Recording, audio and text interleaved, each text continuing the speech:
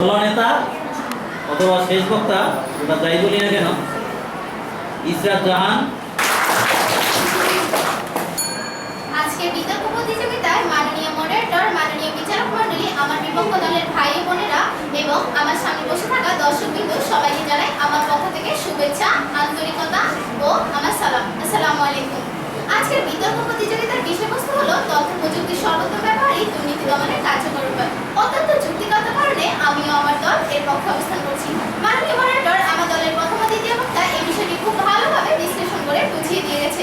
আমি এই দলের দ্বিতীয় পক্ষ হিসেবে এই বিষয়টি আরেকটু ভালোভাবে বিশ্লেষণ করতে চাই এবং আমার প্রতিপক্ষ দলের বন্ধুদেরকে খুব ভালোভাবে বোঝাতে চাই যে তথ্য প্রযুক্তির সর্বত্র ব্যবহারই দুর্নীতি দমনের একমাত্র কার্যকর উপায় হয়ে দাঁড়াতে পারে। মাননীয় মডারেটর, এখন যখন 2025 সালে এসে সবকিছু প্রযুক্তির মাধ্যমে চলছে, তখন আমার প্রতিপক্ষ দল কিভাবে বলছে যে সামান্য দুর্নীতি দমন সম্ভব নয় প্রযুক্তির মাধ্যমে? পৃথিবীর সবাই সেটা গ্রহণ করতে পারলেও ওরা তিনজন বোকাই রয়ে গেল, ওরা তিনজন সেটা গ্রহণ করতে পারছে না।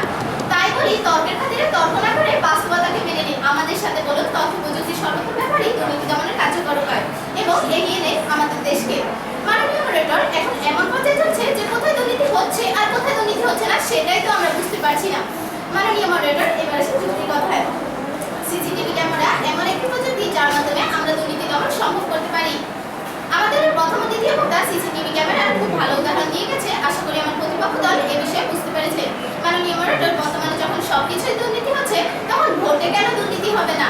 বর্তমান বললে ভুল হবে মাননীয় মডারেটর। অনেক আগে থেকে যখন ভোট হয় তখন ভোট গণনা এবং ভোট চুরি হতো। ভোট গণনায় ভুল হতো, ভোট চুরি হতো, এখানে দুর্নীতি হতো মাননীয় মডারেটর।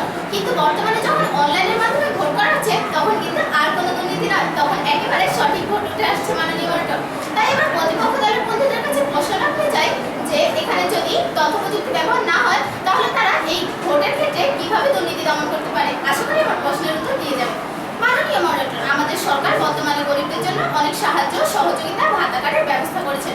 অনেক সময় সরকার সরাসরি চালের বস্তার ব্যবস্থা দিয়ে থাকে। কিন্তু মাননীয় মডারেটর, এই উপরের সরকার থেকে গরিবদের কাছে চালের বস্তা 100 বস্তা আস্তে আস্তে 40 বস্তা হয়ে যাচ্ছে।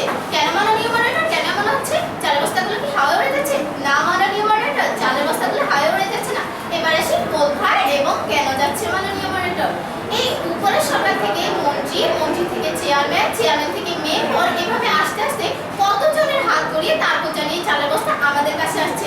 আমরা বুঝতে পারছি যে চালের বস্তাগুলো কোথায় যাচ্ছে।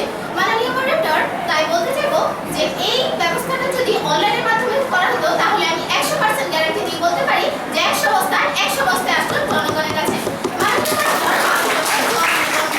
আইডি কার্ড বা যে কোনো কিছুর কথা বলো না কেন, কাগজপাতি করার ক্ষেত্রে তাদের বয়স কমিয়ে বাড়িয়ে যা ইচ্ছে করতে পারতো। দাদার নামের জায়গায় যদি নিজের নামে বসিয়ে দেয় তাও কোনো সমস্যা নেই, কাগজপত্র তো হলেই হলো। কিন্তু বর্তমানে এই অবস্থা নেই। বর্তমানে একদম সঠিকভাবে কাগজপত্র তৈরি হচ্ছে। এর একটি উদাহরণ দিই মাননীয় মডারেটর।